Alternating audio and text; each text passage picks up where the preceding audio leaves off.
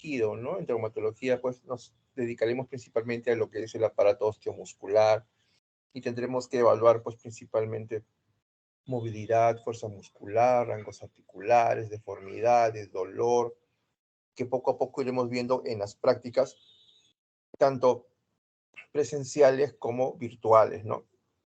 En realidad es bastante lo que tienen que aprender en traumatología y la teoría es bastante extensa, pero en lo que es la clase teórica tratemos de ser lo más puntuales posible. Yo trataré de darles algunos alcances según lo que vayan ustedes exponiendo. La base teórica que ustedes tienen es la del doctor Sandoval, es su libro, ¿no? Como referencia. Ahora, si ustedes quieren ahondar un poquito más en lo que es la teoría de traumatología, pueden utilizar el McRae, que es un libro de traumatología pequeño, sobre todo para el tratamiento de fracturas, que es muy bueno. También tienen el Burgos de traumatología, el Campbell, que viene a ser como el Harrison, es un libro mucho más extenso, como para ya la especialidad. Tienes el Rodwood de traumatología, que también es un muy buen libro. Lo que no recomiendo es el CTO, porque tiene demasiadas, es muy inespecífico para algunas cosas, lo que podría llevaros a la confusión. Igual, el manual que tiene San Marcos de traumatología también es un librito, un compendio que les puede servir como para repasar algún temita, así que quieran hacerlo. Pero el libro base es el libro del doctor Sandoval, ¿no? De ahí va a venir las preguntas. Muchas imágenes del libro vienen en el examen, así que les recomiendo que lo repasen bien para que puedan hacer un examen bueno, pues, ¿no? A ver, entonces empecemos con con el primer tema de traumatología. A ver quién empieza. Un momento, doctor. Ahora el proyecto. Ya.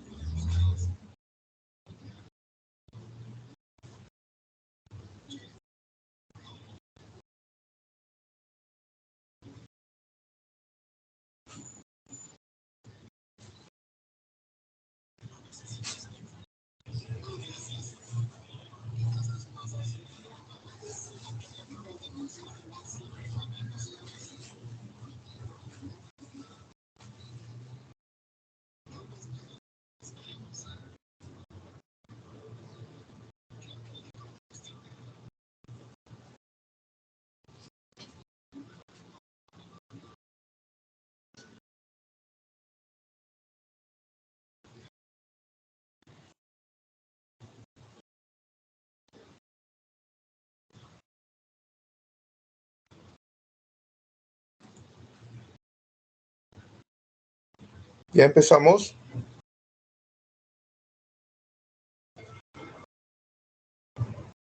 Sí, doctor. Doctor, quería pedirle un pequeño favor. Parece que mi compañera que inicia la exposición está teniendo unos problemas de red. ¿Podría comenzar la segunda expositora? Ya, a ver. Ok, doctor.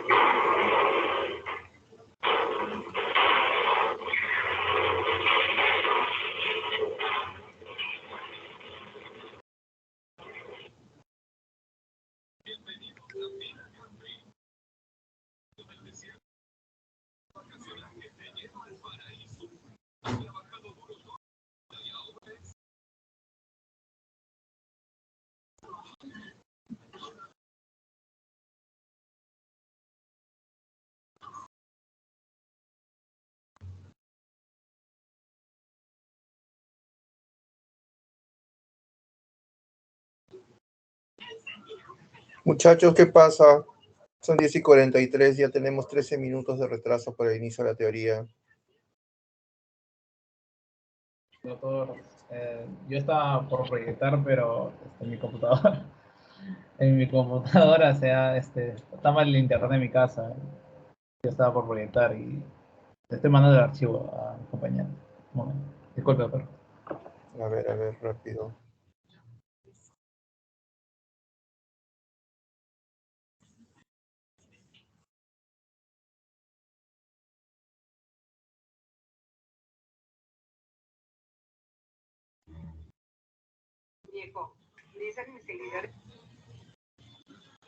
Put a finger down if you know this romance anime.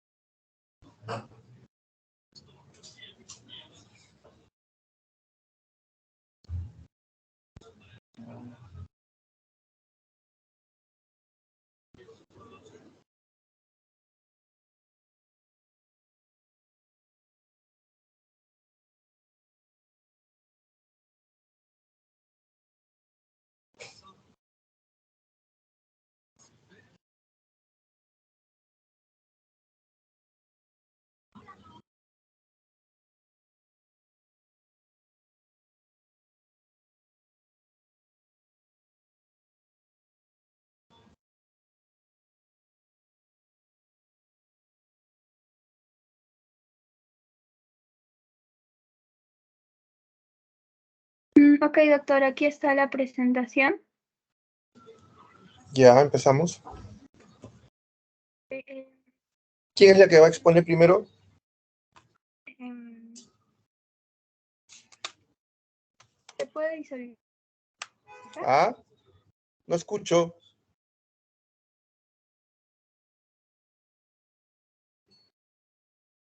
Muriel Sea. Eh,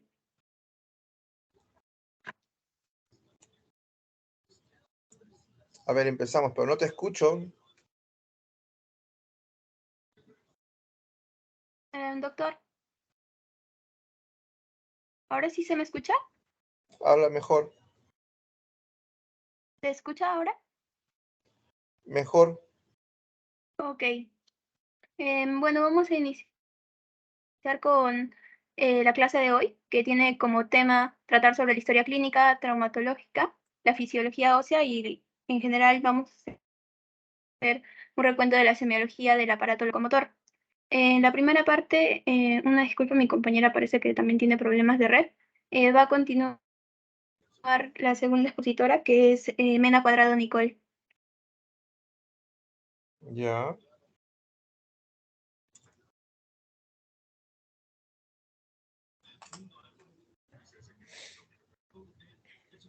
Siguiente, por favor. Muy bien, Nicole.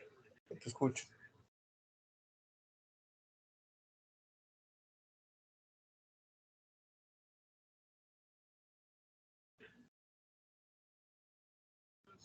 Ok, buenos días, doctor. Yo voy a continuar con lo que es la vascularización de los huesos, ¿no? Y para ello vamos a decir que los huesos van a necesitar una vascularización para poder mantener tanto su metabolismo como su proceso de remodelación, ya que recordemos que tener un déficit en cuanto a vascularización va a implicar que haya un riesgo de isquemia y por lo tanto también un riesgo de necrosis ósea. Ahora, hay determinados huesos que se van a encontrar pobremente irrigados, como es el caso del astrágalo, que pues este hueso, recordemos que no tiene inserción muscular, ¿no? Y por tal motivo va a presentar lo que es un flujo vascular bastante deficitario, ¿no? Y es por ello que cuando llega a fracturarse, es la consolidación de los fragmentos que se va a hacer más lento o no se realiza, ¿no? Ahora también ocurre en las fracturas de, por ejemplo, del escafoides, también que están localizadas en el tercio distal de la tibia, en los huesos va a existir básicamente un sistema de riego aferente arterial y otro eferente o de drenaje venoso. Y en cuanto a la vascularización en general del hueso largo, vamos a encontrar cuatro vías o sistemas de aporte, que es el sistema principal o sistema nutricio, el sistema epifisiario, el sistema metafisiario y el sistema periósteo, ¿no? Siguiente, por favor.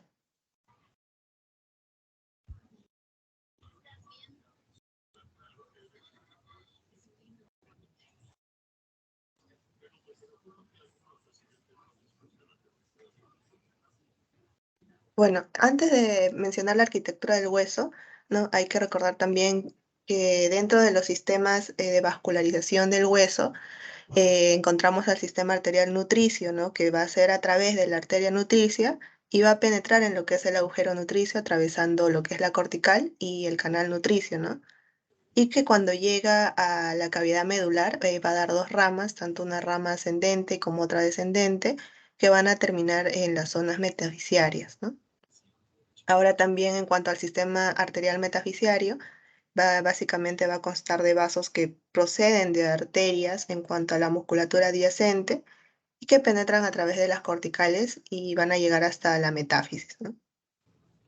Bueno, ahora sí, en cuanto a la arquitectura del hueso, es importante tener en cuenta que son dos, ¿no? Especialmente dos zonas. Una de ellas que es una zona más superficial, que es más dura, que es la zona compacta o la zona cortical. Y bueno, la otra zona que es más porosa, que se conoce como la zona trabecular o la zona esponjosa, ¿no? Ahora, hay que tener en cuenta que el hueso cortical o compacto va a representar un 80% en cuanto a la masa ósea del esqueleto, mientras que la zona esponjosa o trabecular representa el 20%, ¿no? Ahora, esta a su vez, este hueso cortical va a estar formado por un conjunto de unidades compuestas por láminas óseas que van a estar dispuestas en relación con otra, ¿no? Y esta unidad va a recibir el nombre de osteona, o llamado también sistema haversiano, ¿no? Y básicamente es la unidad funcional del hueso cortical, ¿no? Ahora, por el centro de esta osteona vamos a encontrar al conducto de Havers, por el cual van a pasar los vasos y los nervios, ¿no? Y este conducto de Havers se va a comunicar entre sí a través de los canales de Volkmann. Ahora también el hueso esponjoso va a estar constituido por un conjunto de trabéculas óseas que van a estar dispuestas a manera de red, como si fueran placas que se entrecruzan, ¿no? Y sobre todo lo vamos a observar en el interior de la metáfisis y de la epífisis de los huesos largos, así como en el interior de los huesos cortos, ¿no? Vértebras también y el calcáneo, ¿no? Siguiente, por favor.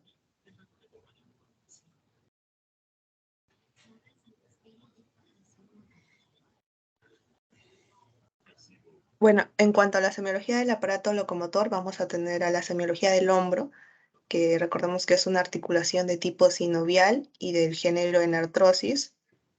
Y este hombro va a estar compuesto por 4 articulaciones, ¿no?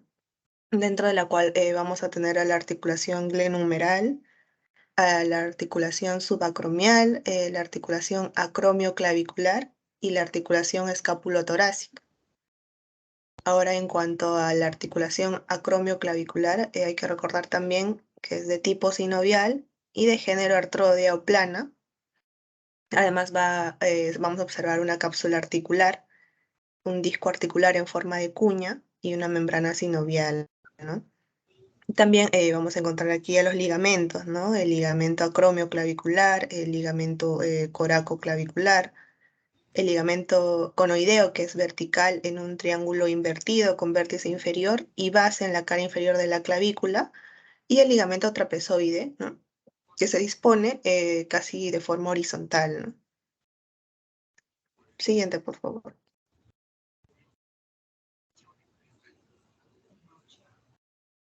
Ahora, en cuanto a los movimientos de la articulación del hombro, vamos a encontrar múltiples movimientos dentro de ellos, por ejemplo, la flexión, en el cual van a participar músculos como el pectoral mayor, como el deltoides, y sinérgicos como el coracobraquial, auxiliado por el bíceps braquial.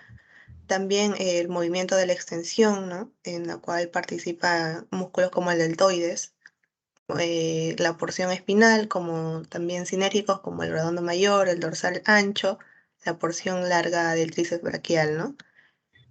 Y en el movimiento de la abducción vamos a encontrar al músculo deltoides, sinérgicos como el supraespinoso. En cuanto a la aducción, va a participar el pectoral mayor, el dorsal ancho, ¿no? El redondo mayor y la porción larga del tríceps. En la rotación medial, el músculo subescapular, el pectoral mayor, el deltoides, el dorsal ancho y el redondo mayor. Y en la rotación lateral también vamos a encontrar al músculo infraespinoso, al redondo menor y al deltoides. Y en el movimiento de tensores de la cápsula, al subcapular y al infraespinoso, ¿no? Siguiente, por favor.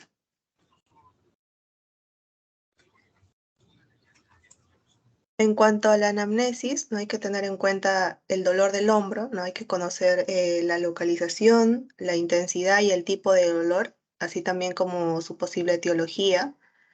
Y este dolor de hombro suele ser de carácter mecánico y de predominio nocturno, sobre todo en la patología del manguito de los rotadores, ¿no? Ahora, la patología aguda traumática, ¿no? Suele obligar al enfermo a recogerse el brazo afectado con el contralateral y a no mover la articulación por contractura refleja de toda la musculatura que la envuelve, ¿no? En el caso de la inspección, ¿qué es lo que se va a lograr, ¿no? Por ejemplo, en una vista anterior vamos a encontrar relieves óseos anormales, atrofias musculares, inflamaciones, cicatrices e incisiones quirúrgicas.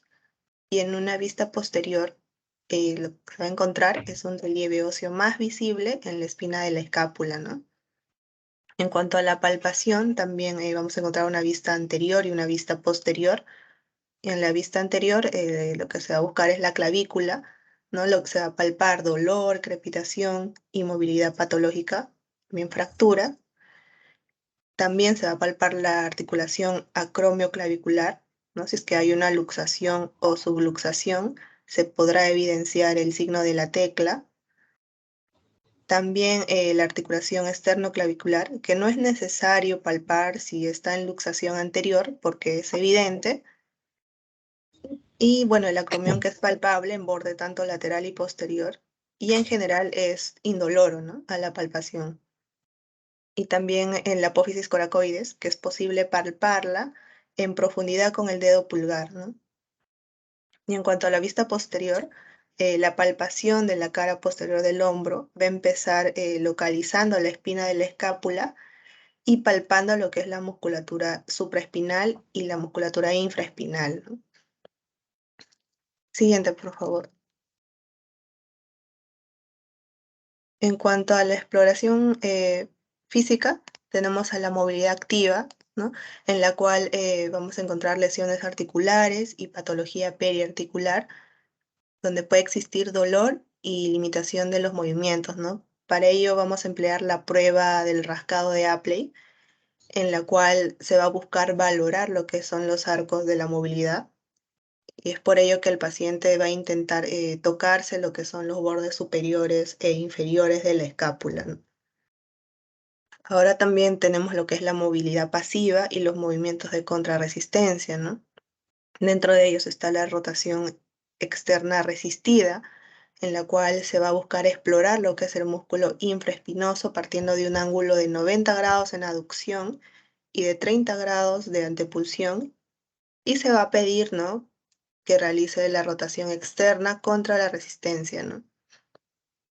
Ahora también en la rotación interna resistida, la prueba de Herbert, lo que se va a buscar es explorar lo que es el músculo subescapular, ¿no? Para ello se va a realizar lo que es la separación de la mano desde la columna lumbar contra resistencia, ¿no? También la aducción resistida, el test de Hove, ¿no? Con el brazo en aducción de 90 grados y con el codo extendido y los pulgares hacia abajo, se va a pedir al paciente que eleve los brazos contra resistencia, ¿no? En la flexión resistida se utiliza lo que es el Palm Up Test, en la cual se va a explorar lo que es la porción larga del bíceps. Y en la extensión resistida, que es con el codo flexionado, ¿no? Se va a realizar la extensión del miembro superior, ¿no?, contra resistencia, y se va a explorar lo que es el músculo deltoides y también el músculo redondo mayor, ¿no? Siguiente, por favor. Bueno, le doy el pase a mi compañero para que continúe con la exposición.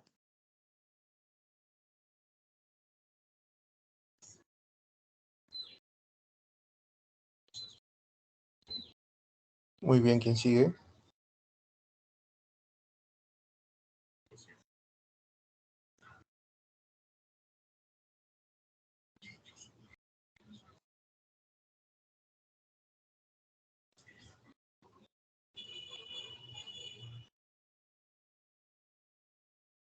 Buenos días, doctor. Mi nombre es Matos Torres Alexandra. Yo era la primera expositora, sino que tenía problemas de internet, pero ahora voy a exponer la primera parte que corresponde a lo que sería historia clínica.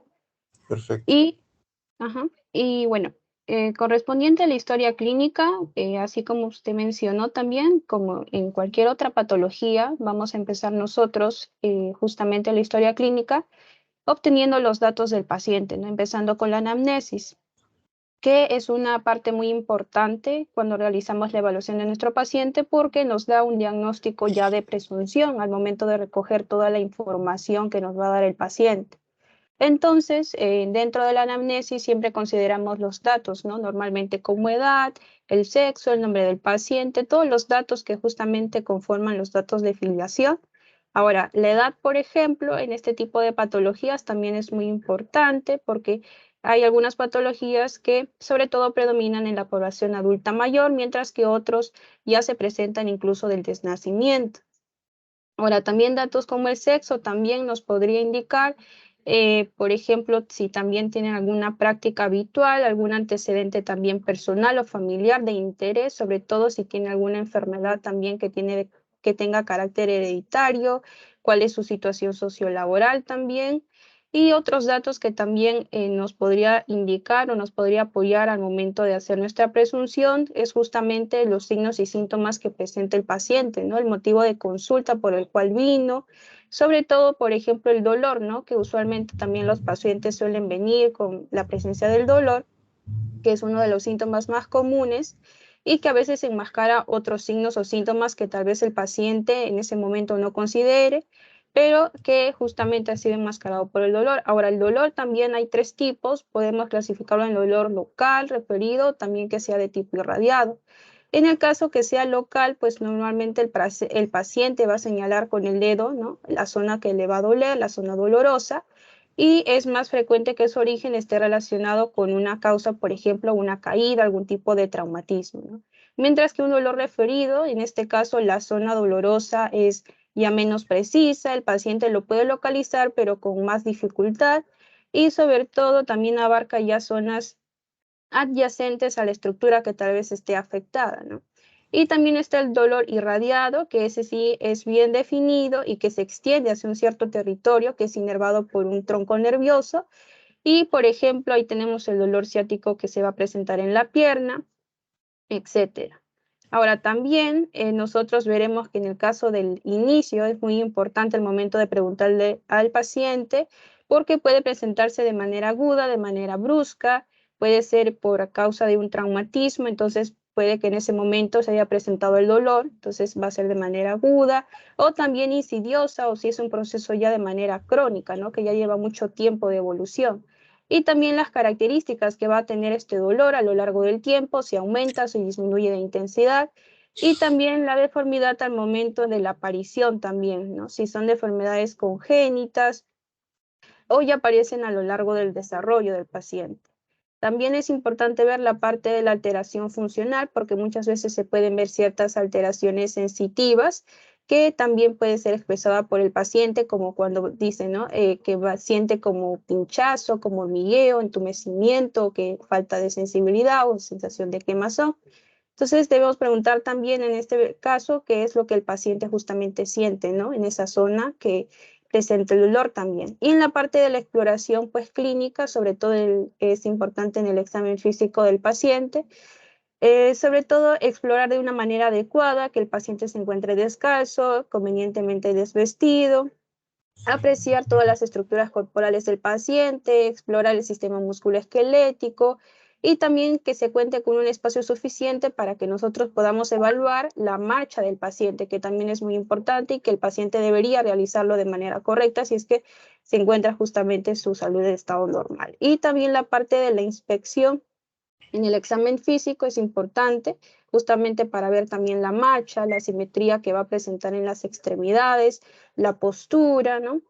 Muchas alteraciones que nosotros con tan solo la inspección podríamos ver, como en la columna cervical, una hiperfosis, una escoliosis, etcétera. Una alteración que se puede detectar con la misma inspección en este caso y también ver si el paciente presenta alguna cicatriz cutánea, alguna herida, alguna alteración que se puede ver a simple vista, ¿no? Como también una deformidad ósea, una deformidad articular, actitudes tal vez antiálgicas, presenta tal vez posiciones justamente para tratar de mitigar ese dolor que presenta por la misma lesión. Entonces, continuando con esa historia clínica, también en el examen físico es muy importante la parte de la palpación, sobre todo para palpar tanto piel como partes blandas, como articulaciones y también los huesos. Básicamente para ver si la zona se encuentra inflamada, se presenta con edema, tal vez detectar algún derrame articular. También la temperatura que se encuentra en ese momento del paciente, aumentada o disminuida, si la zona para el paciente es una zona dolorosa, ¿no? Que tal vez presenta junto con alteraciones de la sensibilidad, y también para valorar si hay un compromiso a más estructuras y también explorar mediante la percusión y también los reflejos osteotendinosos. También vamos a explorar la movilidad del paciente también la movilización en este caso que puede ser activa, pasiva como anómala. Vamos a ver en este caso, vamos a explorar la movilización que puede tener el paciente, ya que en algunos casos pues puede presentarse incluso una falta de movilidad en algún tipo de articulación, lo que sería la rigidez articular, y que se puede presentar en 3 grados, ¿no? Ya sea porque hay una ausencia total de la movilidad de algún tipo de articulación, o porque hay una limitación ya sea general o por lo menos la limitación de uno de los movimientos de esa articulación, ¿no? Y después ya la movilidad pasiva y la movilidad también anómala. Acá vemos otros exámenes auxiliares que también se pueden pedir después de ya haber analizado toda la historia clínica del paciente. Por ejemplo, podemos ya pedir un examen, en este caso auxiliar, como una radiografía simple, que sobre todo se suele pedir tanto proyección anteroposterior como lateral, como en el caso de la imagen superior donde se ve una fractura de tibia y se hizo tanto la proyección anteroposterior como lateral, ¿no? También en niños a veces son útiles que se también realicen proyecciones comparativas del otro miembro.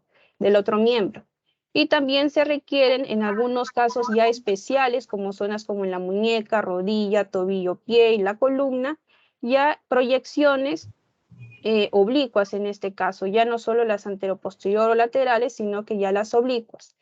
Y también se menciona que en casos de estructuras como por ejemplo la rótula o una proyección axial o tangencial, se exige justamente esto para una mejor inclinación justamente de este emisor radiológico y para obtener una mejor imagen de estas estructuras en particular. También otros exámenes auxiliares son, por ejemplo, la tomografía computarizada, que nos da, como nosotros sabemos, como una reconstrucción tridimensional de la estructura que nosotros queremos ver, y también se destaca porque sobre todo nos permite también no solo el estudio como en el caso de la radiología, el estudio del hueso, sino también de partes blandas, ¿no? Y sobre todo se utiliza en caso de tumores óseos para definir su extensión, patologías ya de la columna vertebral y fracturas tal vez complejas y ocupación o afectación ya de cavidades, ya sea craneal, torácica, abdominal o pelviana. Y también está la resonancia magnética, que también permite la evaluación o una valoración de partes blandas, como también las fracciones del hueso. Y en este caso también se puede utilizar lo que vendría a ser tanto en T1 como en T2, estos patrones de imagen, que sobre todo se van a detectar en secuencias T1, en el caso que se quiera en este caso detectar, por ejemplo, grasa, y muy poco el agua, y en cambio las imágenes que salen en T2, sobre todo se destaca la parte del cartílago articular o la parte del agua, ya sea líquido articular o sangre, ¿no? Que se pueda ver en la imagen. Y también se puede utilizar esta resonancia magnética en caso que se quiera estudiar, por ejemplo, una lesión en ligamentos para apreciar la continuidad, roturas parciales y también para roturas completas. Otros estudios como la ecografía también, bueno, mencionan que en la parte de la utilidad, porque ya sabemos que se basa básicamente en lo que es la reflexión de ultrasonidos, es sobre todo para el estudio, por ejemplo, de cadera en un caso de un recién nacido, porque sabemos que en este momento sus estructuras pues no están totalmente calcificadas, entonces no se va a valorar mediante una radiografía si nosotros queremos evaluar esta parte ósea. Ahora, también se puede utilizar frecuentemente en la zona del hombro para, por ejemplo, cuando hablamos de patologías que alteren lo que vendría a ser los músculos que conforman el manguito rotador y también las estructuras adyacentes a esta. Como en este caso, por ejemplo, que se hizo una ecografía de hombro, donde se observa parte, ¿no? Un componente de este manguito rotador, que es el músculo infraespinoso, que en este caso observa sin roturas. Y por último también está la densitometría, que también permite la cuantificación de lo que es la densidad del tejido óseo, y en este caso sobre todo su utilidad es para determinar el riesgo estadístico de poder padecer una fractura, por ejemplo, ¿no? En el futuro. Y también hay ya otras teorías vasculares que sobre todo más se destaca su uso para ya traumatismos arteriales o por una comprensión vascular, un tumor muy vascularizado. Y dentro de estas técnicas, sobre todo las más utilizadas, pues son la ecografía Doppler o una arteriografía convencional o la arteriografía también digital, ¿no? que también nos permite poder hallar alguna compresión vascular o un tumor muy vascularizado, también ante una sospecha de una trombosis venosa profunda que se pueda presentar. Y bueno, ahora sigue la parte ya de un poco de términos generales para que puedan continuar mis compañeros. Solamente destacar que dentro del sistema óseo, recordar que tienen funciones muy importantes, dentro de ella el sostén, de protección, asistencia en la parte del movimiento, la homeostasis mineral, la producción de células sanguíneas y también el almacenamiento de triglicéridos, ¿no? Y su estructura, que también conocemos, la parte de la diáfisis, epífisis y metáfisis del hueso, y también sus capas ahí como el cartílago articular y como también el periósteo. Y lo que vendría a ser ya la parte, por ejemplo, de las células, en este caso que conforman el tejido óseo, tenemos, por ejemplo, las osteogénicas, que ya serían las células madre no especializadas que derivan del mesénquima, los osteoblastos, que son esas células formadoras de hueso, y los osteocitos, que ya son células óseas maduras y que son las más principales de justamente el tejido óseo. Y los osteoclastos, por último, que son células gigantes y justamente se encargan de la resorción ósea. Le voy a ahora dar el pase a mi compañero.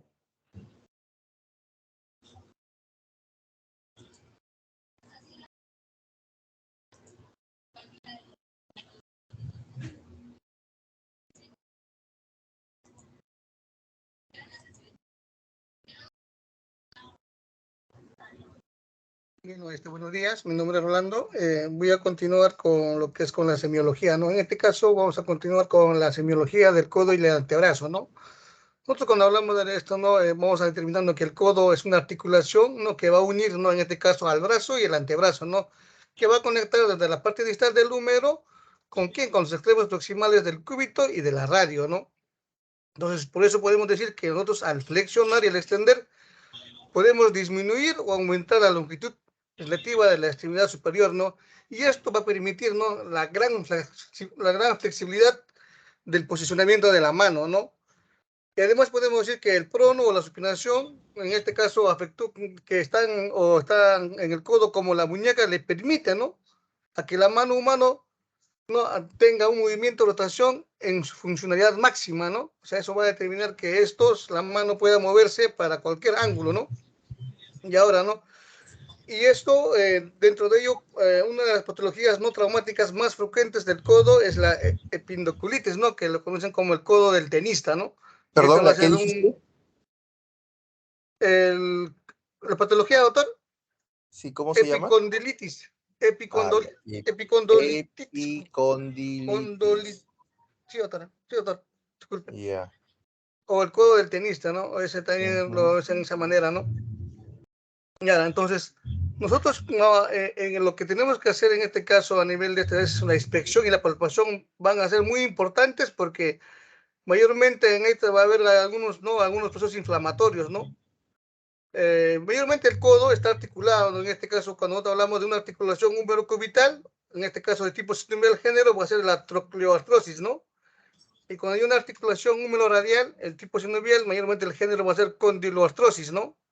Y cuando es radiocubital, va a ser un trocoide o rotatoria, ¿no? El siguiente.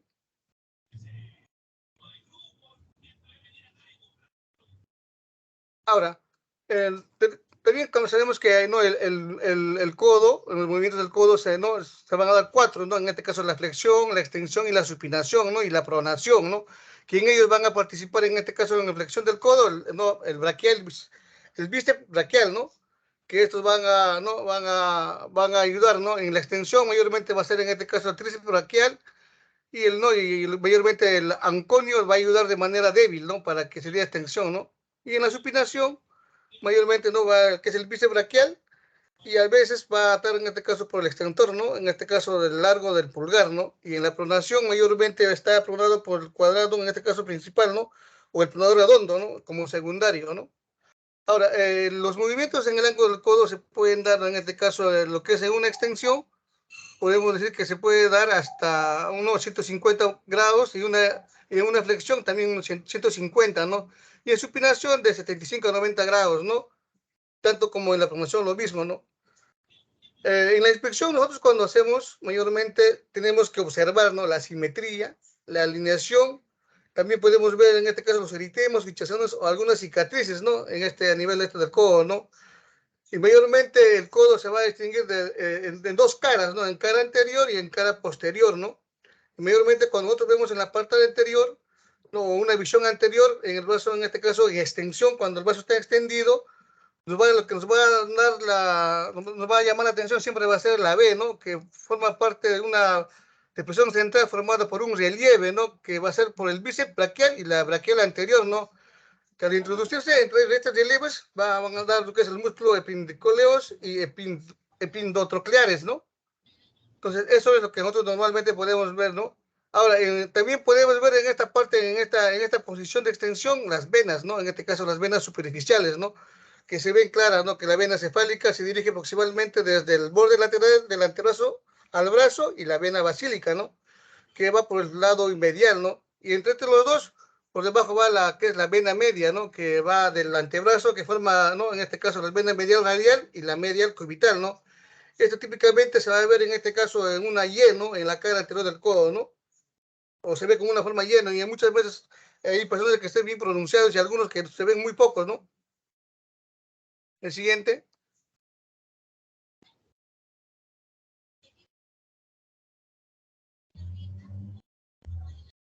Nosotros cuando hablamos de la visión posterior, podemos encontrar en este caso, ¿no?, cuando el codo está en una extensión completa, en el antebrazo en supinación, siempre vamos a encontrar, ¿no?, un ángulo, ¿no?, que mayormente va a ser, ¿no?, habitualmente de unos 170 grados, ¿no?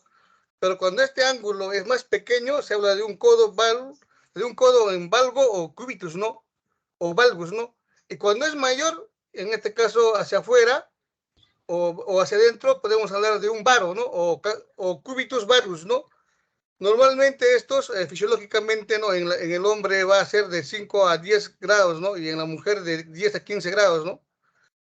Ahora, también ahí podemos observar, ¿no?, algunos nódulos, en este caso subcutáneos, ¿no?, como los tofos, los gotosos. También se puede ver ahí lo que son los nódulos reumatoideos y los bursitis, ¿no? También podemos ver en esta visión posterior, ¿no?, algunas lesiones cutáneas, ¿no?, como en este caso la psoriasis, que mayormente se ve, ¿no?, ahí se presenta esa afección, ¿no? También se pueden ver algunos trastornos de alineación, ¿no?, como ya había comentado, ¿no?, el cúbito valo o varo, ¿no?, o recurvatum, ¿no? También podemos encontrar en ellos algunas tumefacciones, ¿no?, como son la sinuvitis, ¿no? El siguiente. Ahora, en la palpación del codo, mayormente en este caso, nosotros debemos de factorar, en este caso, ¿no?, en abducción o extensión del brazo del paciente, ¿no? Y debe de pedirse que haga una flexión del codo a 90 grados, ¿no? Entonces, ¿en qué vamos a verificar, ¿no? En este caso, vamos a verificar si hay crépito, si hay dolor, si hay tumefacción, si hay calor, o si ha tenido algunos reparos óseos articulares, ¿no?, producto de alguna anterior afección, ¿no?, una fractura, ¿no? Mayormente, ¿no?, la presencia de estos nódulos duros o irregulares nos orientan, ¿no?, hacia los tofos gotosos, y si son nódulos blandos, regulares, serán de origen reumatoideo, ¿no?, que comúnmente se ve, ¿no? Ahora, los puntos mayormente dolorosos en ellos corresponden, ¿no?, en este caso a las prominencias óseas, ¿no?, que mayormente son lugares de inserción muscular, ¿no? En este caso, si vemos en el epicóndilo, mayormente va a darse, ¿no?, un doloroso en lo que es la epindiculitis, ¿no? Y si es en la Epicondilitis, por favor, epicondilitis, lo pronuncie bien. doctor, disculpe, epicondilitis, ¿no? Epicondilitis. Condilitis. Uy, no, no sabe hablar. Ya sigue. Doctor, epicondilitis, ¿no? Ya, sigue nomás. Ya, doctor, bueno, lo que es en la epitroclea, mayormente va a generar lo que es la epitrocleitis, ¿no? Y si es en el capitellum, mayormente va a dar, ¿no?, en este caso, una osteocondritis disecante, ¿no? Y cuando se da a nivel de la cabeza de la radio, mayormente esta va a ser una dolorosa en caso de fracturas, ¿no? Y va a dar lo que es la osteocondritis o una epicondilitis atípica, ¿no? Y si es en el olecranon, mayormente va a ser lo que es una enteritis o tríceps, ¿no? Mayormente en este caso las patologías del codo mayormente van a ser dos, ¿no? En este caso lo que es la epicondilitis, ¿no? Que mayormente ya había mencionado anteriormente que es el codo del tenista, ¿no? Que mayormente viene a ser un dolor muy intenso y se va a situar por debajo del epicóndilo, ¿no? Y el dolor se incrementa cuando hay una extensión de la muñeca y cuando hay una supinación del antebrazo, ¿no? Y lo que es el epitrocleitis o el codo de golf, mayormente este dolor se va a localizar en el borde interno de la epitróclea, ¿no? Y la afección mayormente va a ser del tendón, del flexor común y de los dedos de la inserción de este nivel, ¿no? El siguiente. Doctor, tiene un minuto. Ya, bueno, la movilidad, mayormente la movilidad va a ser en este caso, ¿no? Vamos a observar la movilidad, en este caso vamos a hacer que haya una flexión normal de ellos es de 140, ¿no? Que va a ser una extensión completa, ¿no? En este caso es de 0 y la flexión, ¿no? En acá se tiene que examinar la amplitud, los movimientos de extensión, como la flexión, la supinación, la pronación y la rotación, ¿no? Y aquí también va a haber tanto pasivas como activas, ¿no? Y esto va a dar, ¿no? Que haya una movilidad pasiva normal, si se incluye procesos articulares o sinovial, ¿no? Y va a haber una movilidad pasiva ilimitada cuando hay, o no dolorosa, cuando hay patología degenerativa, ¿no? Y la movilidad pasiva ilimitada dolorosa va a dar en procesos inflamatorios, ¿no? Y la movilidad asistida dolorosa, lesión netamente del músculo tendinoso, ¿no? Mayormente las limitaciones de esta movilidad se van a dar afectadas en lo que es en afecciones reumáticas o en unas atrofias inflamatorias, ¿no? Como es la artritis reumatoidea o la artropia psoriática, ¿no? Que mayormente algunas veces también va a ser más frecuente, va a ser la que era traumática, ¿no? El siguiente. Y lo que es la estabilidad mayormente no va a haber, vamos a determinar, ¿no? En este caso que el hueso, los ligamentos, en este caso, ¿no? Van a dar una estabilidad eficaz, ¿no? En este caso, ¿no? Y su lesión va a determinar una estabilidad, en este caso, como es el varo o el valgo, ¿no? Para valorar la integridad, en este caso, de los ligamentos, mayormente ¿no? Lo que va a dar es los monoligamentos colateral medial cubital, que se va a ser el estabilizador de mayor importante del codo, ¿no? Y el ligamento colateral inferior puede sufrir mayormente una laxitud crónica en lo que son en determinados atletas, ¿no? Especializados en lanzamiento, en este caso, como los pitchers o los béisbol, ¿no? O llamado el codo de lanzador, ¿no? Que puede incluir un desgarro del ligamento colateral medio, ¿no? Por eso que ahí se hacen dos pruebas, ¿no? La prueba del esfuerzo del varo y lo que es lo que es el pivot chick para el codo, ¿no? Que recientemente se ha podido se ha sido descrito, ¿no? Por una inestabilidad posterolateral, ¿no? Muy bien, Y la doctor, maniobra, tiempo. Doctor, tiempo.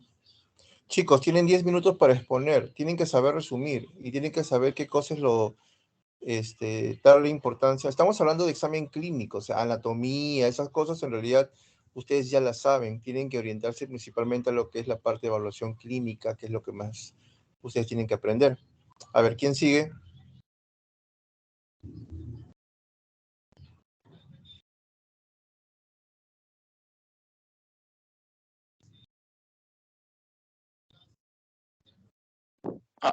Buenas tardes, buenos días, doctor, ¿se me escucha? Sí. Bien, perfecto. Bueno, para continuar con la exposición vamos a hablar de la palpación de la zona de la muñeca a la mano, donde vamos a buscar en la articulación radiocubital o distal dolor. ¿Cuándo ocurre este dolor a la palpación, ¿no? Ocurre cuando hay fractura distal de radio, en artritis reumatoide y en tendinitis del cubital posterior. Y si encontramos inestabilidad, prominencia de la cabeza del cúbito y el signo de la tecla, podríamos estar hablando ya de una ruptura del ligamento triangular del carpo. Siguiente. Bien, con respecto a la articulación radiocarpiana, la conocida ya tabaquera anatómica, que la palpamos y la podemos observar, como no vamos a observar en realidad todo el componente anatómico, sino que vamos a observar la mano así como se ve en la imagen. Vamos a palpar al fondo buscando el escafoides y si hay dolor podríamos buscar una posible fractura o pseudoartrosis a nivel de escafoides o una inestabilidad entre la articulación de la escafoides con el semilunar. Siguiente. La articulación trapecio-metacarpiana, vamos a buscar igual dolor a la palpación tanto dorsal como palmar. Tocamos ambos lados de la articulación con 2 dedos y es útil para valorar en fases precoces de la risartrosis de esta articulación. Siguiente. A nivel de la articulación metacarpofalángica del pulgar, valoramos inestabilidad. Este es el conocido pulgar del esquiador o pulgar de guardabosques, donde y por eso es una lesión típica en esquiadores y jugadores de béisbol. Y como se puede ver, hay un compromiso del ligamento contralateral cubital y a la palpación y a la extensión. Sí. Al formar una L y estirarla, hay dolor, ¿no? En esa zona. Siguiente.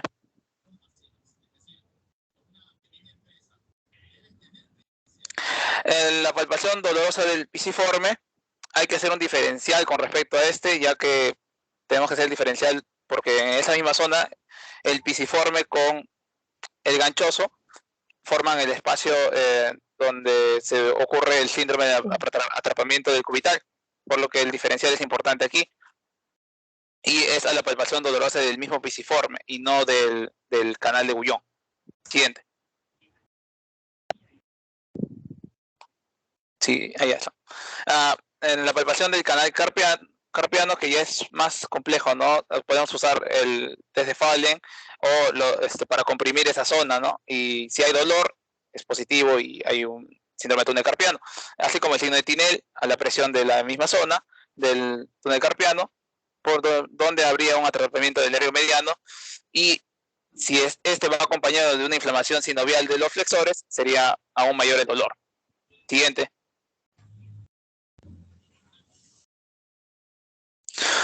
La exploración física de la muñeca, vamos a tener los ejes radiocarpiano y mediocarpiano, y esto es básicamente hasta cuánto puede llegar la extensión o la flexión de la mano a nivel dorsal de 60-80 y a la flexión palpar de 60-80, igual.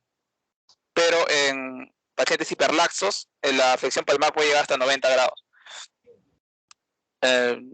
Igual se valora en ángulo cero y la desviación radial y cubital con respecto a la línea media entre el antebrazo y el tercer dedo y el tercer metacarpiano. Con eso se valoran los ángulos tanto radial como cubital. Esta desviación, ¿no?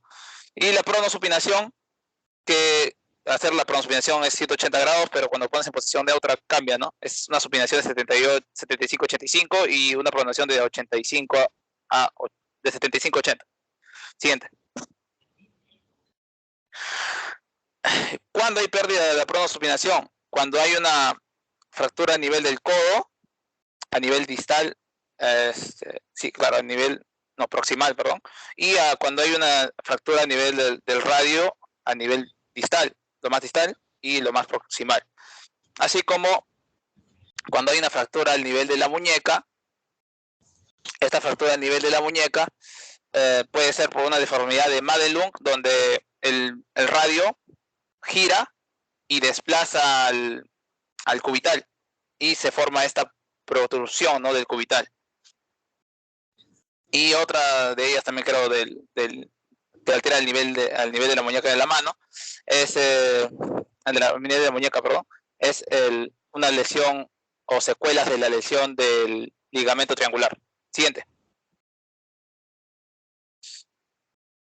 Dentro de la exploración física del pulgar, tenemos que hablar primero de biomecánica del pulgar, ya que tiene diversos movimientos ya que no está bien articulado el pulgar, ya 1, 2, 3 articulaciones, y está inervado por 3 nervios, que son el radial, el cubital y el mediano. Y los distintos movimientos que puede realizar, ¿no?, que son la abducción paralela al mismo plano de la palma, la aducción perpendicular al plano de la palma, la aducción del palmar del pulgar, la flexión del metacarpofalángica, la oposición del pulgar, que es uno de los movimientos más importantes, la flexión interfalángica y la circunducción en extensión. Siguiente. Bien, las pruebas de valoración muscular, para cuando evaluamos la extensión del pulgar, vamos a estar evaluando el músculo extensor corto y el extensor largo. El extensor corto cuando evaluamos la extensión metacarpofalángica, y el largo estamos evaluando la extensión interfalángica. Ambas por el nervio, mediadas por el nervio radial. O sea, si hay una lesión ahí, tendríamos un problema a nivel de extensión del pulgar. En la flexión del pulgar, el flexor corto, en la parte interna, está por el nervio cubital, mientras que su parte externa está... Un minuto, doctor. Ya, siguiente, entonces. La exploración física de los dedos, igual la biomecánica de los dedos. Siguiente.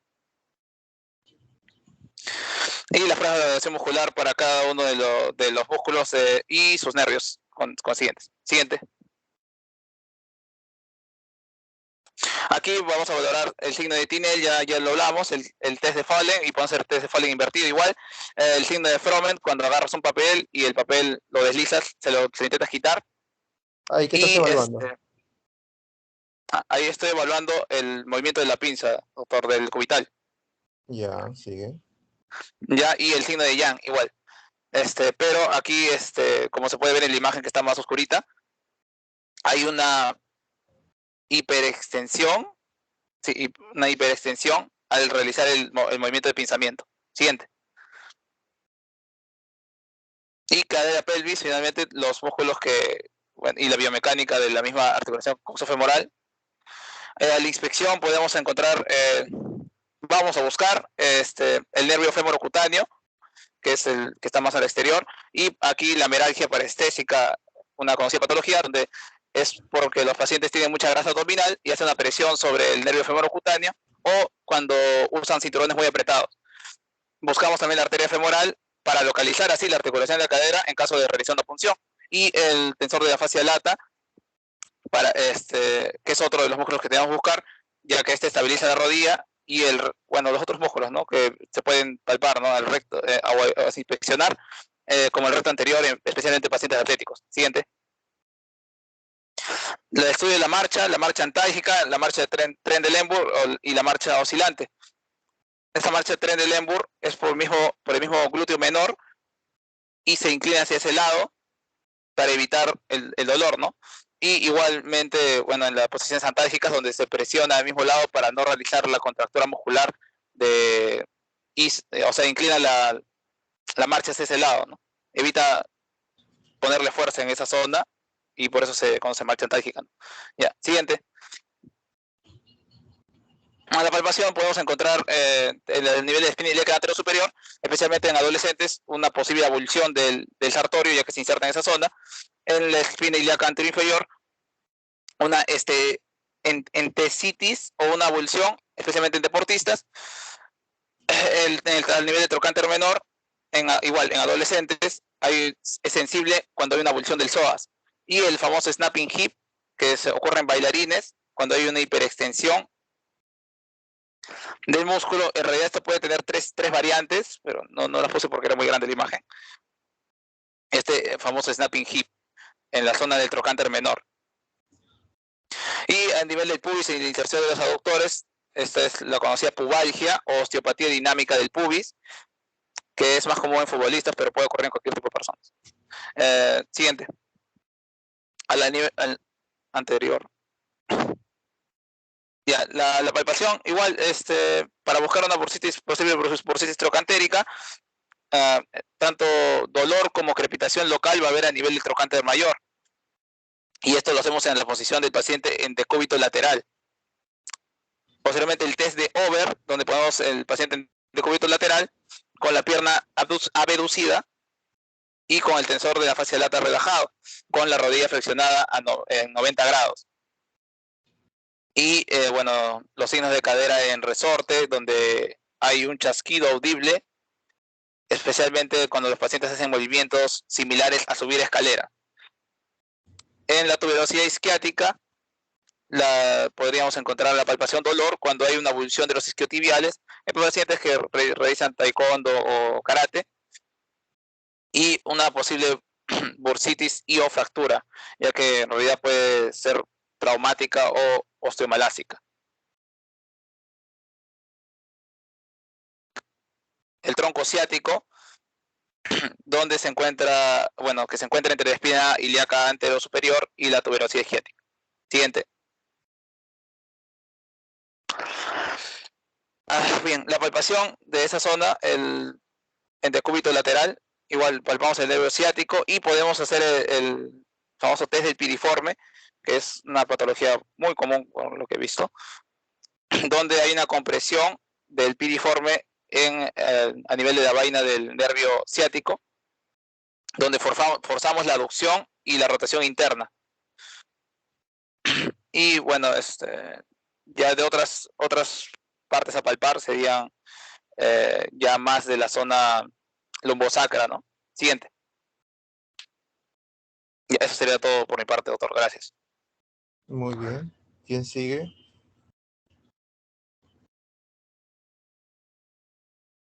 Yo, doctor. Muñoz. Muñoz, muy bien, sigue. Sí, un momento, por favor. Están cambiando para la porción que me toca, disculpa.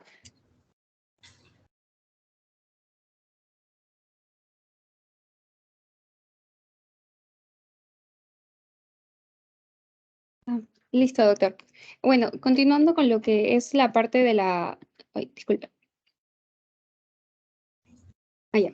Ahora sí. Continuando con lo que es la parte de la evaluación a nivel de la pelvis, de la cadera, cabe resaltar que enfocándonos en lo que es las contracturas en abducción o en aducción, no son tan frecuentes, pero existen ciertas actitudes o relacionados hacia hay una flexión, una aducción o rotación interna o externa. Va a ser característicos de ciertos puntos que hay que tomar en cuenta. Por ejemplo, lo que es la actitud flexo-aducto rotación interna. Esto, como podemos visualizar en la imagen del lado derecho, en la parte inferior derecha, entonces es como hacer que las rodillas estén pegadas, ¿no? Pero esto va a impedir la deambulación en el caso dependiendo de la afectación si es tan grave. Esto se caracteriza o es muy característico de la diplegia espástica. Aparte, en lo que es la observación, cuando nosotros tomamos en cuenta de que vemos cierta, por ejemplo, lo que es relacionado al síndrome del mar de rotación de las extremidades inferiores, no podemos sospechar o tener en cuenta que hay una anteroversión o una retroversión excesiva del cuello femoral. O también a veces está asociado por una torsión tibial. Siguiente, por favor.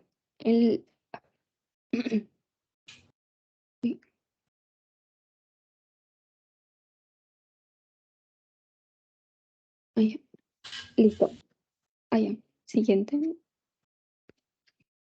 Bueno, creo que no ha cambiado. Bueno, tomando en cuenta, Ale, discúlpame, creo que te pasaste unos diapos más, pero bueno, hay que, ya bueno. Continuando con lo que respecta a la movilidad de las caderas, es importante tomar en cuenta la flexión y la extensión. Lo normal, en el caso de que la rodilla se encuentra flexionada, tiende a aproximadamente el ángulo que forme de 110 a 120 como máximo. Sin embargo, si encontramos la rodilla extendida al hacer la flexión, para tomar en cuenta la cadera, es como máximo 90 grados.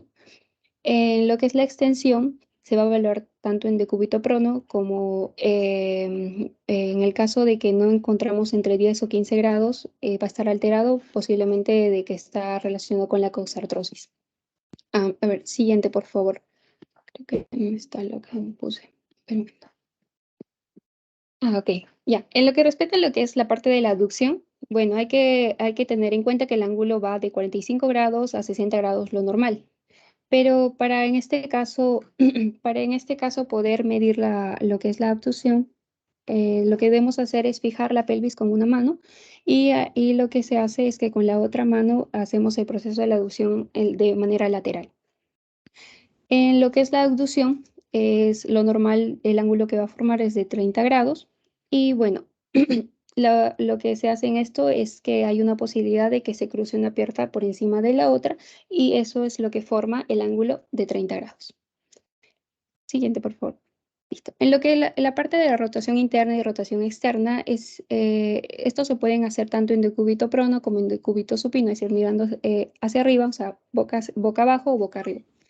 Entonces, en el caso de que tratamos de un decúbito supino, la cadera y la rodilla pueden en sí, o mejor dicho, tienen que estar en flexión de 90, pero la rotación interna va a estar variando de entre 30 a 40 grados. En lo que es la rotación externa, lo normal es que esté aproximadamente 45 grados. Siguiente, por favor. Para poder valorar los músculos de acuerdo a las diferentes rotaciones, abducción o movimientos, disculpe, lo que es rotación interna, externa, abducción o aducción. Por ejemplo, en lo que es la rotación interna, básicamente va a ser partícipe de ello lo que es los aductores, el mayor, el largo y el corto. En lo que es lo del glúteo medio y menor, también el recto interno, el pectíneo y el tensor de la fascia lata, pero principalmente los aductores.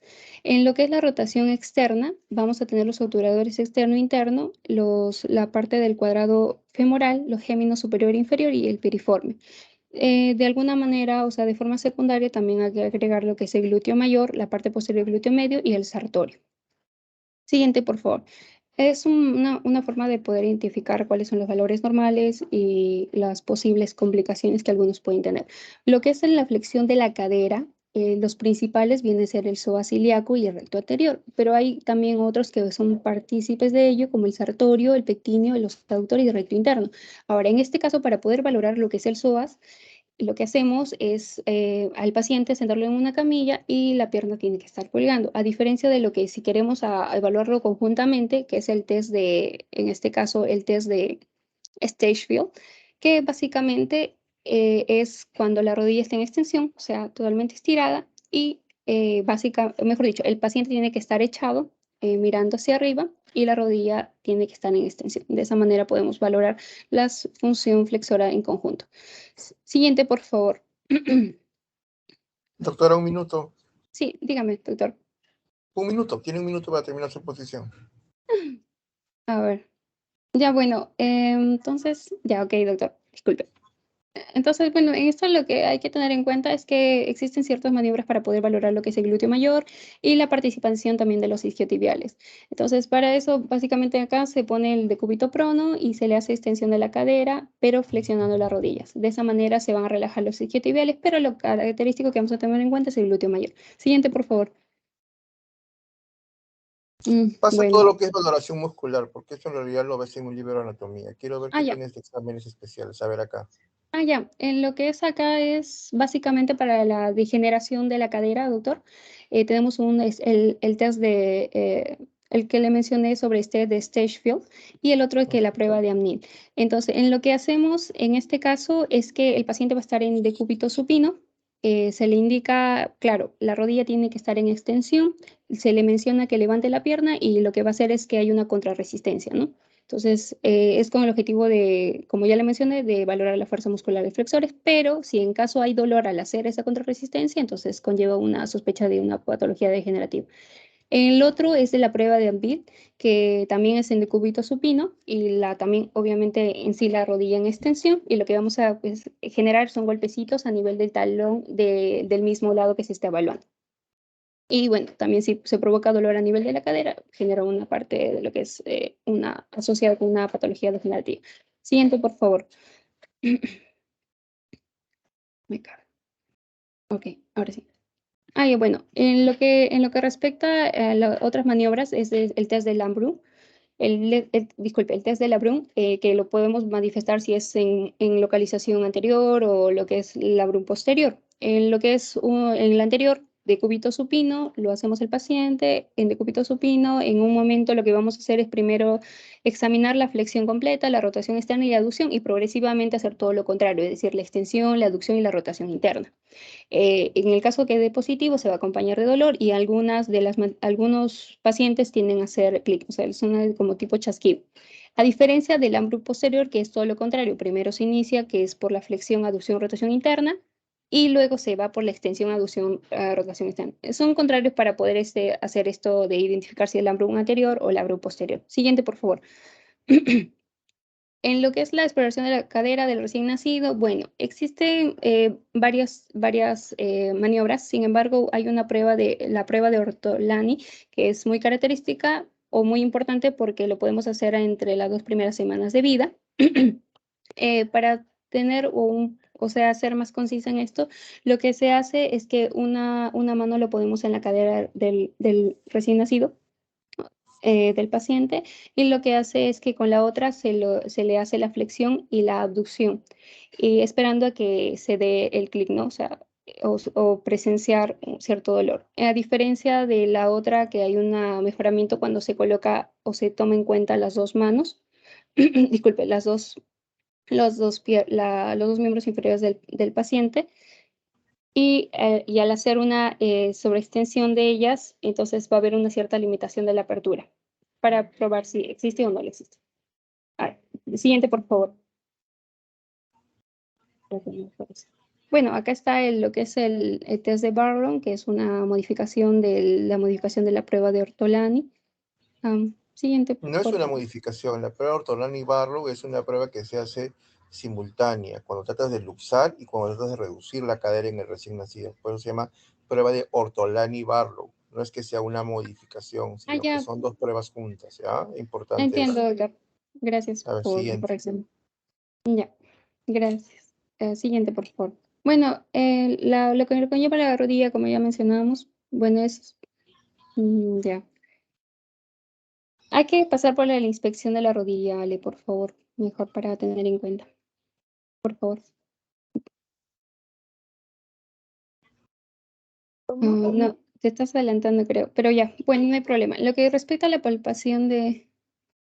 Ya, ahí, lo que respecta a la palpación de la rodilla, es importante, saber si hay un aumento del calor a nivel local, si hay cierta presencia de derrame o no articular, crepitación articular o de punto doloroso. Bueno, estos dolores va a estar tanto a nivel de la interlínea interna, interlínea externa, e inclusive también al hacer presión a nivel de los cóndilos, tanto femoral interno como externo, o a nivel del polo inferior de la rótula o polo superior de la rótula.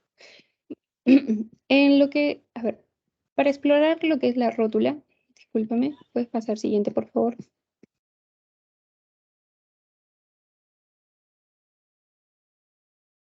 Ya, ok. Aquí esto, para ser más clara y no abordar mucho, ya, lo que lleva en este punto es colocar, en este caso tocar lo que es a nivel de la rótula con el dedo pulgar y el índice, y se va a hacer movimiento hacia arriba y hacia abajo, o también en este caso, de derecha a izquierda. Por eso se le conoce como la maniobra del cepillo o del rabo longitudinal y transversal, ¿no? Porque va uno hacia arriba, hacia abajo, y el otro va de derecha a izquierda. Siguiente, por favor. Bueno, en lo que conlleva esto es del signo de Solling. Lo que se hace es hacer cierta presión a nivel de la rótula con el objetivo de que el paciente de poder valorar o hacer una contracción brusca del cuádriceps. Entonces, se le pide al paciente que estire adecuadamente la parte del miembro inferior, y de esa manera va a presentar ciertos dolores y puede identificar un problema a nivel de célula, o como relacionado a una luxación. Disculpe. Siguiente, por Entonces, ahora favor. sí, antes de rótulo. Sí. Y bueno, el otro es el test de estabilidad rotuliana también, que es una prueba de aprehensión. También se hace con el objetivo de que es con el objetivo de ver si hay dolor o sensación también de una luxación inminente. Siguiente, por favor. Creo que ya se pasaron. Bueno, ok. Ay, me parece lindo. Pasa eso que es rango articular. Eso no Ya. es, digamos, tan importante. Tampoco eso, Ya. son rangos articulares. A ver, ahí, relación Ya. meniscal.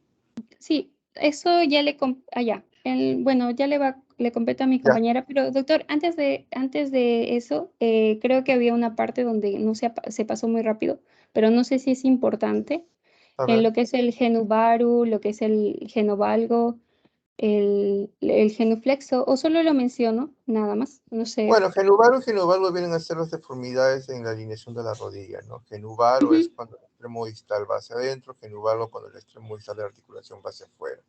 Muy importante, sobre todo en la evaluación de artrosis, porque con la erosión articular y la inestabilidad ligamentaria, las rodillas pueden irse al valgo o al varo. Y eso será importante en la evaluación, porque cuando uno tenga que hacer una artroplastía o alguna corrección de estas, dependiendo de la edad del paciente, vamos a tener que determinar cuánto varo o valgo tiene para ver qué corrección vamos a hacer, ¿no? Es importante sobre todo eso en la alineación de la rodilla. Muy bien, Ok. sigue. Ya, doctor, lo que mencionaba el del signo de Stein 1, bueno, lo voy a continuar porque mi compañera continúa con el signo 2. Bueno, esto también se hace en decúbito supino, se fija la rodilla con la mano izquierda en los dedos en ambas interlíneas, y bueno, el objetivo del otro es con la otra mano mantener la inflexión Y bueno, y primero hacer, si se sospecha de una lesión del menisco interno, va a doler, ¿no? En este caso, al hacer la rotación externa. Ya, eso es todo por mi parte, doctor. Ahorita continúa mi compañera Muriel. Sí, doctor, buenos días. Yo continúo en esta parte de la exposición. Soy Muriel Sea. Sí, te escucho. Ok. Vamos a continuar hablando sobre los signos en la exploración meniscal. En estos tenemos 3 y unos cuantos más que voy a mencionar en lo que continúa la exploración. Es el signo de Steinman 2, el signo de Böhler y el signo de Bragard. El signo de pues los signos, como ven, las maniobras son como se muestran en las imágenes y en el primer cuadro, en el signo de Steinman 2, lo que se busca es que cuando se realice la flexión, duela más el dedo que está situado más a posterior y como este dolor se traslada hacia el dedo de adelante en la parte de la extensión. Pero una nota importante aquí es que solo sirve para detectar cuando hay posibles lesiones del menisco interno.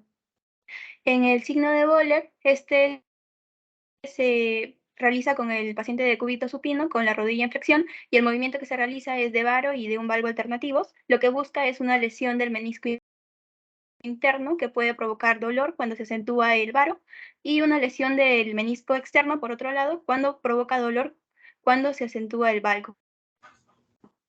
El otro, el signo de Bragard, consiste en la rotación interna y externa alternantes con la rodilla posicionada a 90 grados de flexión y el movimiento que se utiliza es el varo y de valgo en movimientos alternativos. Lo que se busca es que el dolor incremente o disminuya consecuentemente a esta rotación. Y si el dolor es para la rotación externa, corresponde al menisco interno, y si el dolor es para rotación interna, pues es el menisco externo. Siguiente, por favor. Otros de los signos o test que se pueden realizar para la exploración meniscal son el test de McMurray y el test de Apley o prueba de tracción y presión. El test de McMurray consiste en que el paciente está de cúbito supino con la rodilla doblada y el pie de rotación externa completa. El movimiento que se hace es de estirar la rodilla y lo que se busca es que se resalte la interlínea interna si el menisco interno está lesionado. Una nota aquí es que también para el menisco externo si la pierna se coloca en la rotación interna. Por otro lado, el test de Apley o prueba de la tracción y presión consiste en que el paciente va a estar en la posición de decúbito prono y el explorador va a fijar el músculo con su rodilla y va a flexionar la rodilla del paciente a 90 grados. El movimiento son dos. En un primer momento se va a realizar una leve tracción y mientras se hace una rotación externa y una rotación interna sucesiva. Y el segundo movimiento es aplicar una cierta presión mientras se hace la rotación externa y la interna alternándolos entre ellas. Lo que se busca es la tracción dolorosa, una lesión capsular o ligamentosa. Y si es que hay dolor a la presión, nos estaría indicando de una lesión meniscal. Cuando la presión en la rotación externa es dolorosa, incluso se puede acompañar de la presencia de un crujido que nos indicaría una lesión del menisco interno. Y por otro lado, cuando hay dolor en la presión de la rotación interna, estaría indicándonos una lesión del menisco externo. Siguiente, por favor. En cuanto a la exploración ligamentosa, las lesiones ligamentosas agudas de la rodilla pueden ser de 3 grados, entre ellos puede ser leve, moderada y grave, y de ellas se van a diferenciar en cuanto a su compromiso. En el de carácter leve va a haber una pequeña ruptura fibrilar, un dolor momentáneo que puede tener un intervalo horrible, con una poca reacción inflamatoria y que en realidad va a haber una estabilidad completa de la rodilla, mientras que en la moderada va a haber una ruptura incompleta, va a haber una mayor presencia del dolor, una reacción inflamatoria que va a ser muy evidente, más un derrame articular y todavía, sin embargo, va a estar conservado la estabilidad de la rodilla. Para las que son ya del carácter grave, significa que hay una ruptura ligamentosa completa, que va a ser importante, y va a haber una clara inestabilidad articular. Puede tal vez no haber un derrame articular. Y lo que necesita aquí es que realicemos una buena exploración física por este mismo punto.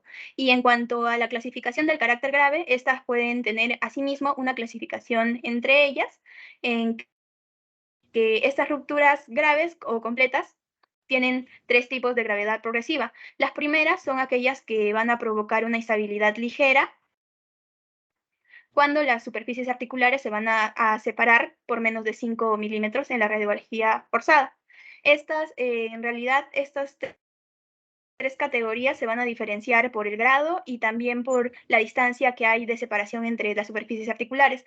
La inestabilidad ligera es porque va a ser ligera y va a ser de 5 milímetros, mientras que la moderada ya va a tener un lapso de 5 a 10 milímetros, mientras que la última, la más grave, va a tener una separación que puede incluir que haya una distancia mayor a 10 milímetros. En cuanto a la exploración física, se debe hacer una evaluación comparativa. Si es que tenemos una pierna lesionada, pues evaluamos la rodilla que está lesionada a comparación de la sana. Se debe también hacer énfasis en la inspección de la piel, si es que hay alguna deformidad, algún edema o tal vez algún derrame. También se debe evaluar la actitud de flexión, que esta va a ser típica en lesiones moderadas porque va a haber una contractura muscular. Y también se debe evaluar si hay una deformidad lateral en varo o en valgo, que si está en hiperextensión va a indicar que existe una lesión grave. Siguiente, por favor. En cuanto a las pruebas de estabilidad de los ligamentos colaterales, en estas podemos tener las 2 maniobras que son del valgo forzado y del varo forzado. Ambas se realizan en la misma posición y lo que va a diferir aquí es el movimiento, como dice su nombre, uno del valgo y otro de varo. En cuanto a lo que se busca en el movimiento del valgo, va a ser primero que en un primer momento, si existe una extensión completa, que una movilidad lateral sería ya hacernos pensar que existe alguna patología, y en el segundo movimiento, si es que la flexión se da a 30 grados y hay inestabilidad, podríamos sospechar de que hay una lesión o que está comprometido el ligamento lateral interno, y si es que se da una inestabilidad a los 0 grados, podemos pensar de otras lesiones que también pueden comprender otras estructuras, como puede ser la cápsula posterior interna, el ligamento popliteo oblicuo y el ligamento cruzado posterior. En cuanto al varo forzado, como dije, el movimiento es en varo, y igualmente se va a evaluar si existe una inestabilidad a 0 grados o a 30 grados. Y de igual forma, si es que la inestabilidad se da a 30 grados, sospechamos de un compromiso del ligamento lateral externo, mientras que si se da a 0 grados, podemos pensar en el ligamento cruzado anterior, la fascia lata o el popliteo. Siguiente, por favor. En cuanto a estas pruebas, siguiente, lo mismo. Perdón, sí, está bien. En cuanto a las pruebas de valoración del ligamento cruzado anterior, en esta tenemos lo que es el test de cajón anterior o test de Scollum. Esta, como podemos ver, tiene al paciente de cúbito supino con la cadera de flexión a unos 45 grados y con la rodilla flexionada a 90 grados. Lo que hace el explorador es estar sentado encima del pie que está comprometido y tratar de inmovilizarlo con las manos en la parte superior de la tibia. El movimiento que se realiza es tirando la tibia hacia la parte de adelante, y lo que se busca es que haya un desplazamiento anterior de los platillos tibiales. Esta prueba de cajón puede realizarse en varias posiciones, y en esa tenemos el cajón anterior neutro, uno que sea con rotación externa y otro que sea con rotación interna. Es importante saber aquí que un cajón anterior neutro patológico nos estaría ya dando a sospechar que hay una ruptura del ligamento cruzado anterior. Siguiente, por favor. Y en cuanto a las pruebas de valoración del ligamento cruzado anterior, hay algunas variantes. Como podemos ver, está el test de Lashman-Trillet y también el Vivos Sleeve Test. En primer lugar, el Lashman-Trillet no se va a realizar a 90 grados la rodilla, sino que se van a realizar a un ángulo de 15 a 20 grados de flexión. Y lo que va a hacer el explorador es, pues, sujetando el fémur con una mano y con la otra mano va a estar tirando la tibia hacia adelante. Y lo importante de este test es que va a ser más sensible para aquellas lesiones que son agudas o crónicas del ligamento cruzado anterior. Por otro lado, el pivot sleeve test tiene otros nombres, como puede ser la prueba de desplazamiento del pivote o mash test, o también llamado la prueba de Galway. Esta se realiza de cúbito supino. Cuando la rodilla está en extensión, se coloca la mano en el fémur distal y con la otra se sostiene la parte del talón, como podemos ver en la imagen. Y lo que se realiza es una rotación interna del valgo a la pierna, pasando de la extensión a la flexión y de la flexión a la extensión varias veces. Siguiente, por favor. Otros test de valoración del ligamento cruzado, pero esta vez del ligamento cruzado posterior, está el test de cajón, pero posterior, que consiste en que la rodilla se va a poner a 90 grados y la cadera a 45 y se va a empujar la tibia, pero hacia atrás.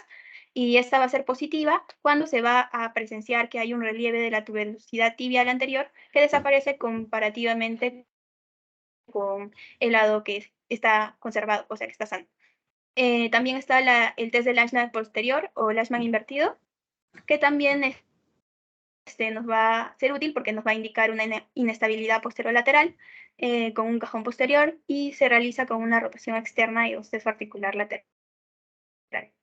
En las imágenes podemos presenciar es lo que es el Lachman posterior y lo que también se puede realizar, que es el Lachman invertido. Siguiente, por favor. En cuanto a las inestabilidades rotatorias, estas pueden ser de tres tipos, como podemos ver, puede ser anteromedial, anterolateral o posteromedial. En cuanto a todos estos, es importante saber cuáles son las estructuras que afectan. En cuanto a la anteromedial, va a afectar a lo que es el ligamento cruzado anterior, el ligamento lateral interno, el ligamento de Fuchsbaum y la cápsula posteromedial. Y estas es importante saber que se van a manifestar cuando nosotros apliquemos el test de cajón anterior neutro y anterior rotatorio externo. En cuanto al anterolateral, lo que se va a ver afectado va a ser la cápsula posterior externa, el popliteo, el complejo arcuato, la fascia lata y el ligamento lateral externo, y también el ligamento cruzado anterior. Y se evalúa con el test de cajón anterior rotatorio interno. En cuanto a la posterior medial, va a afectar el ligamento cruzado posterior, el ligamento oblicuo posterior, el ligamento lateral interno y la cápsula posterior interna. Esta se va a evaluar con el test de cajón posterior interno de Hodgson, en el cual consiste que el paciente va a tener la cadera a 45 grados y la rodilla flexionada a un ángulo de aproximadamente 89 a 90 grados, y lo que se realiza va a ser una discreta rotación interna del pie y se va a hacer positivo si la tibia se va hacia atrás y hacia adentro. Y otra alternativa para evaluar esta patología en esta zona puede ser aplicando el posteromedial pivot sleeve test de Owen. Siguiente, por favor. Bueno, ya cerrando la parte de la rodilla, vamos a pasar a otra zona, que es la afectación o el recuento del tobillo y del pie. En cuanto a esto, pues vamos a hacer un recordatorio acerca de las funciones de las articulaciones y de ellas, aquellas que están relacionadas con el movimiento. Si hablamos de la articulación tibioperoneo Pasa esa parte, astrálgica, doctora, eso es anatomía. Anatomía en este momento no es importante. Como les digo, eso es anatomía. Okay. Anatomía ustedes tienen que ya venir sabiendo ya. A ver, sigue ahí. Ok, entonces, en cuanto a la inspección, entonces aquí debemos tener en cuenta que es importante porque a primera vista nos van a dar idea de alguna patología que puede estar subyacente o ya darnos paso al diagnóstico. Y lo importante aquí es que tenemos que valorar en dos posiciones, una cuando el paciente está sentado y otra cuando está en bipedestación. Cuando el paciente está sentado, debemos evaluar principalmente lo que es el pie y la piel. En cuanto al pie, debemos ver si es que hay algunas alteraciones, como puede ser que exista un antepié, el metatarso avaro o deformidades distales, si es que hay un arco interno, o también alteraciones en el retropié, que puede haber un calcáneo valgo, un calcáneo varo, o tal vez entre otras patologías. En la piel, lo importante es evaluar la planta y la presencia, si es que hay o no callosidades o elomas, que pueden ser dados porque existe sobrecarga sobre esa zona. También se debe evaluar si existen algunos estigmas que son ya específicos de algunas enfermedades, como pueden ser las reumáticas, vasculitis, psoriasis, queratodermia, gonocócica, etc. O también si es que existe implicación de algunos procesos infectivos, como puede ser la verruga plantar o la micosis interdigitales, que se da pues, cuando hay un pie de atleta. En cuanto a la valoración de bipedestación, estas debemos ver si es que existen deformidades del arco interno, metatarsianos o de los dedos, y entre ellas pueden haber pues una patología en el que se da un aumento del arco longitudinal, lo que se denomina un pie cao. Este es muy frecuente que exista una mayor verticalidad de los metatarsianos. O también que exista un aplanamiento del arco interno, lo que se denomina un pie plano, que es frecuente que se acompañe con un valgo del retropié, en el cual se demuestra por un aumento del ángulo entre el eje de la pierna y el eje calcáneo. Otra alteración frecuente es el hallux valgus, o también comúnmente llamado juanete, que se da porque hay una insuficiencia del primer metatarsiano, en el cual este se va a presentar más corto y más varo de lo normal. El dedo en martillo es otra patología en que consiste que va a haber una hiperextensión del metatarso falángica y va a haber una flexión de la interfalángica proximal y flexión o extensión de las interfalángicas distales, porque va a haber una insuficiencia de los metatarsianos centrales. En cuanto a la desviación del quinto dedo en varo, esto se da porque se va a colocar encima o por debajo del cuarto dedo. Si es que se coloca encima, se denomina un quintus supraductus, y si se coloca debajo, pues es un quintus infraductus. Siguiente, por favor. En cuanto a la palpación, debemos evaluar la movilidad y la conformación de las estructuras óseas. En la movilidad, evaluamos lo que es la articulación tibio-peroneo-astrálgina. En esta vamos a evaluar si es que existe conservación de la flexión dorsal, que normalmente es de unos 20 a 30 grados, una flexión plantar que llega hasta los 50 grados. También la movilidad de la rodilla, en flexión para poder relajar los gemelos, en extensión, y también es conveniente aquí pedirle al paciente que realice una caminata en puntillas y de talones. También si es que hay tumefacciones, que puede ser esta de diversa conformación, como puede ser articular, extraarticular o mixta. En cuanto a las estructuras óseas del tobillo, vamos a evaluar los ligamentos y los tendones y las articulaciones. En los ligamentos, pues tener especial énfasis en cuanto a los ligamentos que son fácilmente desgarrados por un esguince de tobillo, que lo vamos a evaluar pues con maniobras de estabilidad articular. Entre estas, el ligamento que es más susceptible es el peroneo astragalino anterior, que se caracteriza porque va a presentarse conjuntamente con una inflamación submalleolar en huevo de paloma, y su punto de sensibilidad exquisito va a ser en la zona del astragalo. También se deben evaluar la conformación o la conservación de los tendones que transcurren por delante del tobillo y las articulaciones subastragalinas. Como estas se pueden evaluar que en inversión a 20 a 25 grados y eversión en la parte posterior del pie de 15 a 20 grados. Siguiente, por favor. Ya para finalizar, en cuanto a la palpación, siguiente. Sí, ese. En cuanto a la palpación, también vamos a evaluar otras estructuras, lo que son las articulaciones mediotarsianas. En esta podemos evaluar la articulación del isfrac con una pronación normal del antepié normal a unos 20 grados y una supinación del antepié que va de un 30 a 35 grados. Se debe evaluar también la conservación del tubérculo escafoides, que puede ser doloroso en caso de osteocondritis o también en la enfermedad de Kohler. En el pie plano, por una insuficiencia tibial anterior. También debemos evaluar la cabeza del astrágalo, que es prominente en el pie plano grave, y la cola del quinto metatarsiano, que se debe explorar siempre que exista una entorsis del tobillo, porque puede darse el caso de que sea un asiento de una fractura o de la fractura de Jones, que es lo que vemos en imagen.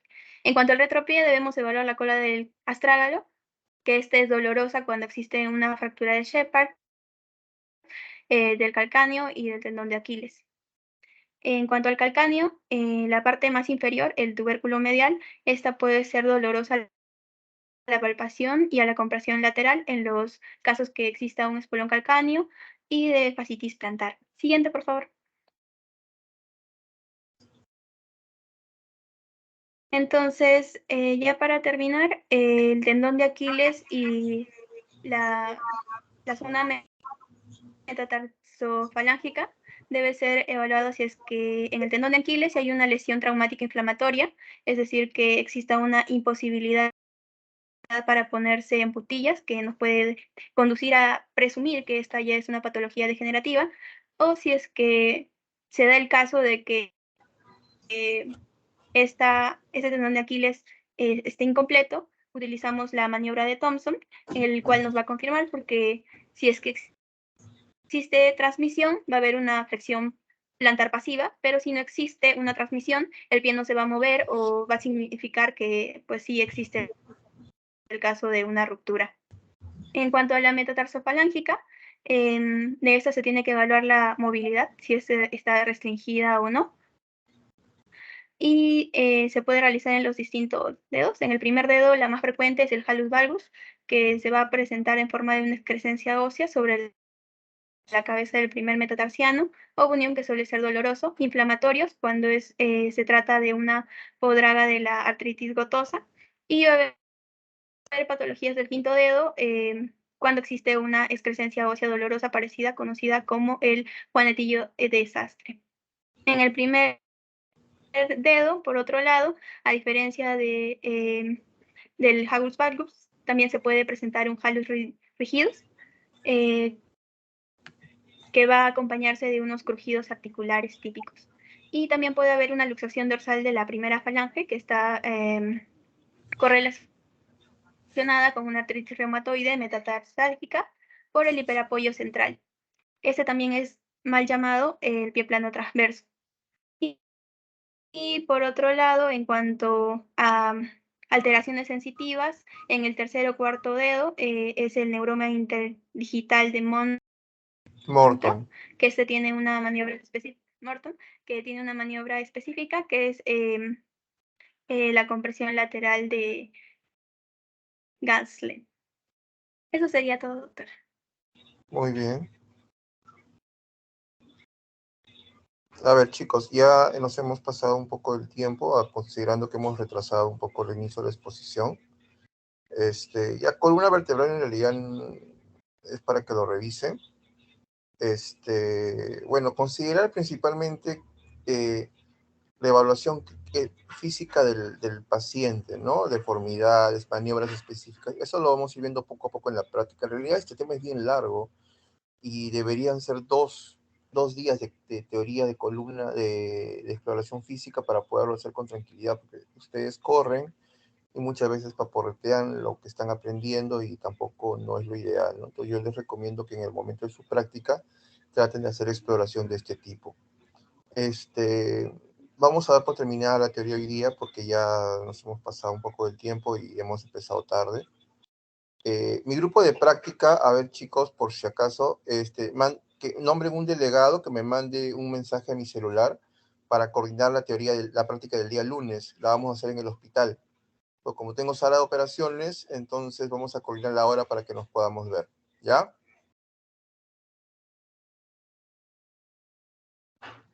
Ok, doctor. Está bien, doctor.